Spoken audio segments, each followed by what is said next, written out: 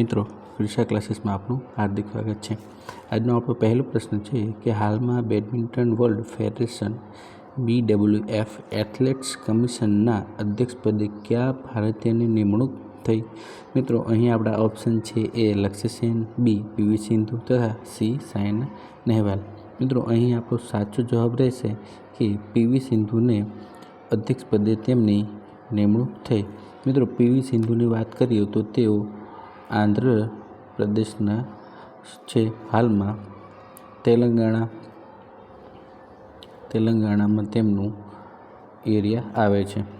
ત્યારબાદ તેમના કરિયરની વાત કરીએ તો PV સિંધુની બે સિદ્ધિ ખૂબ જ સુપ્રસિદ્ધ છે કે 2016માં બ્રાઝિલના ઓલિમ્પિકમાં તેમને સિલ્વર મેડલ મળ્યો હતો અને ત્યારબાદ 2020માં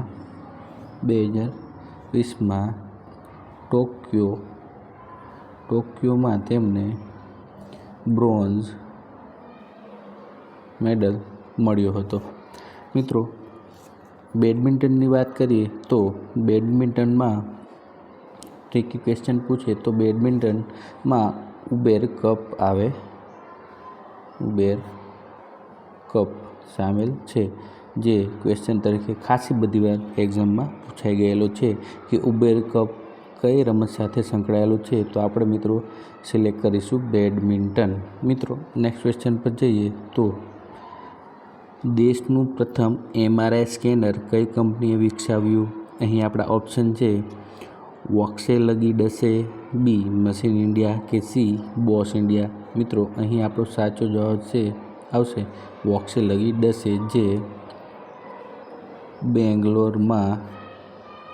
બેંગ્લોરમાં જે આવેલી છે કંપની। ત્યારબાદ નેક્સ્ટ ક્વેશ્ચન પર જઈએ કે દુનિયાનું સૌથી મોટું રેલ નેટવર્ક ધરાવતો દેશ કયો છે?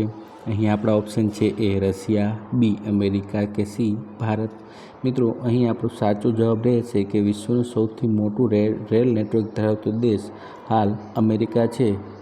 ત્યારબાદ અમેરિકા પછી ચીન તથા ત્યારબાદ રશિયા અને ભારતનો ચોથો નંબર આવે છે રેલ નેટવર્કની બાબતમાં। મિત્રો નેક્સ્ટ ક્વેશ્ચન પર જઈએ એ પહેલાં આપને જણાવી દઉં કે વિડીયો આપને પસંદ આવતો હોય તો લાઈક કરો, તમારા મિત્રો સુધી શેર કરો અને ચેનલને ખાસ સબસ્ક્રાઈબ કરો। જલ્દીથી જલ્દી 1000 સુધી પહોંચાડી દો, તે આપના હાથમાં છે। મિત્રો નેક્સ્ટ ક્વેશ્ચનમાં દુનિયાનું સૌથી મોટું પેસેન્જર રેલવે નેટવર્ક ધરાવતો દેશ કયો છે? મિત્રો અહીં આપણે ક્વેશ્ચન એક પર્ટિક્યુલર પેસેન્જર રેલવે નેટવર્ક ધરાવતો દેશની વાત છે। અહીં આપણા ઓપ્શન છે એ અમેરિકા, બી રશિયા તથા સી ભારત। મિત્રો અહીં આપણો સાચો જવાબ રહેશે કે ભારત તે વિશ્વનું સૌથી મોટું પેસેન્જર રેલવે નેટવર્ક ધરાવે છે।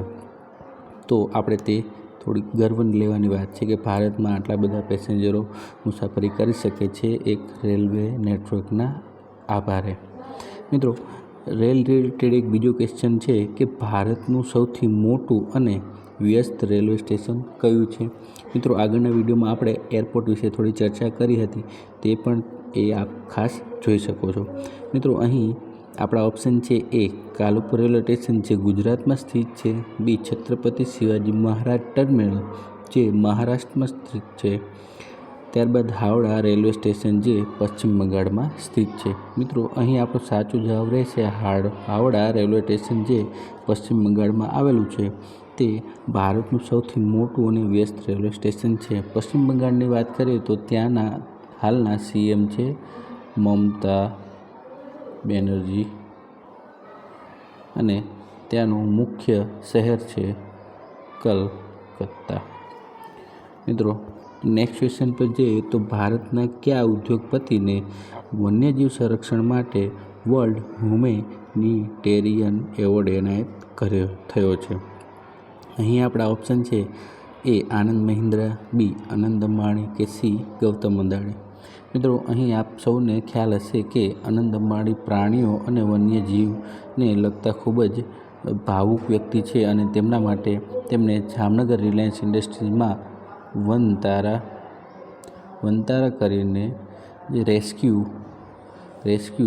વન્યજીવને ત્યાં તેમને રાખે છે અને પૂરેપૂરી મેડિકલ ટ્રીટમેન્ટ અને પૂરું તેમનું ધ્યાન તે આપવામાં આવે છે.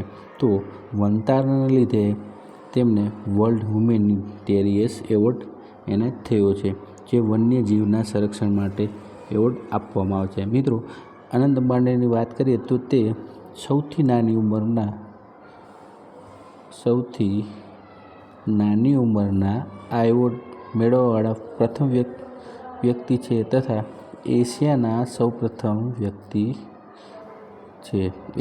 સૌપ્રથમ વ્યક્તિ જે એવોર્ડ મેળવે છે તે અનંત અંબાણી વર્લ્ડ હ્યુમેનિટેરિયન એવોર્ડ મેળવે છે.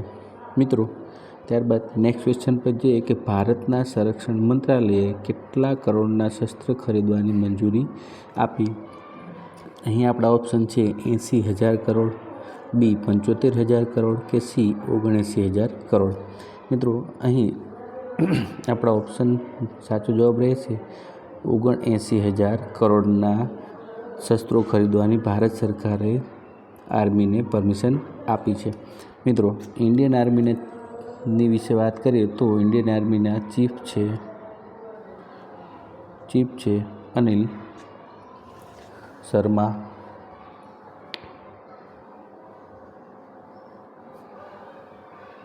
તથા ડિફેન્સ મંત્રાલય જેમના હાથમાં છે, જેને રક્ષા મંત્રી તરીકે આપણે ઓળખીએ છીએ, જે છે રાજનાથ સિંહ. મિત્રો, નેક્સ્ટ ક્વેશ્ચન પર જઈએ તો વર્લ્ડ રેપિડ ચેસ ચેમ્પિયનશિપમાં કયા ભારતીયને મેડલ મળ્યો? એ ગુકેશ, બી કોનેરુ હમ્પી અને સી અર્જુન એરિગાસી. મિત્રો, અહીં આપણે જણાવી દઉં કે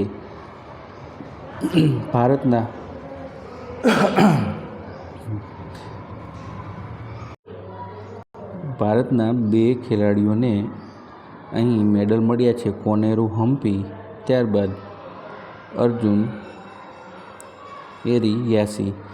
પ્રથમ છે આ મહિલા માટે અને આ મેલ માટે. બંને વ્યક્તિને બ્રોન્ઝ મેડલ મળ્યા છે. તથા વર્લ્ડ રેપિડ ચેસ ચેમ્પિયનશિપની વાત કરીએ તો તે હાલમાં દોહામાં આયોજિત હતી. દોહા એ કતરનું પાટનગર છે. મિત્રો, નેક્સ્ટ ક્વેશ્ચન પર જઈએ તો સોમાલીલેન્ડને દેશની માન્યતા આપનાર વિશ્વનો એકમાત્ર દેશ કયો છે? મિત્રો, અહીં આપણા ઓપ્શન છે એ અમેરિકા, બી ભારત અને સી ઇઝરાયલ. મિત્રો, અહીં આપણો સાચો જવાબ રહેશે ઇઝરાયલે હાલમાં સોમાલિયાની અંદર આવેલા એક પ્રદેશને સોમાલીલેન્ડ તરીકે તેને દેશની માન્યતા આપી છે. સોમાલિયાની વાત કરીએ તો તે આફ્રિકાનો એક દેશ છે સોમાલિયા.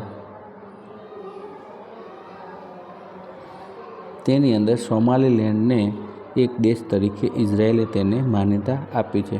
મિત્રો, અહીં ઇઝરાયલ વિશે વાત કરીએ તો ઇઝરાયલના શાસનકર્તા છે બેન્જામિન નેતન્યાહુ અને ઇઝરાયલનું પાટનગર છે તેલ અવીવ. મિત્રો, નેક્સ્ટ ક્વેશ્ચન પર જઈએ તો વર્લ્ડ પોલીસ અને ફાયર ગેમ્સ 2029ની 8 સ્પર્ધાઓનું આયોજન ક્યાં થશે? આપણો ઓપ્શન છે નેશનલ ડિફેન્સ યુનિવર્સિટી દિલ્હી, બી નેશનલ ડિફેન્સ યુનિવર્સિટી ચંદીગઢ કે C national defence university Gujarat. મિત્રો, અહીં આપણો સાચો જવાબ રહેશે કે નેશનલ ડિફેન્સ યુનિવર્સિટી ગુજરાતમાં વર્લ્ડ પોલીસ અને ફાયર ગેમ્સ 2029નું આયોજન થશે. મિત્રો, અહીં સુધી વિડીયો જોવા માટે આપનો ખૂબ ખૂબ આભાર. જય હિન્દ, જય ભારત.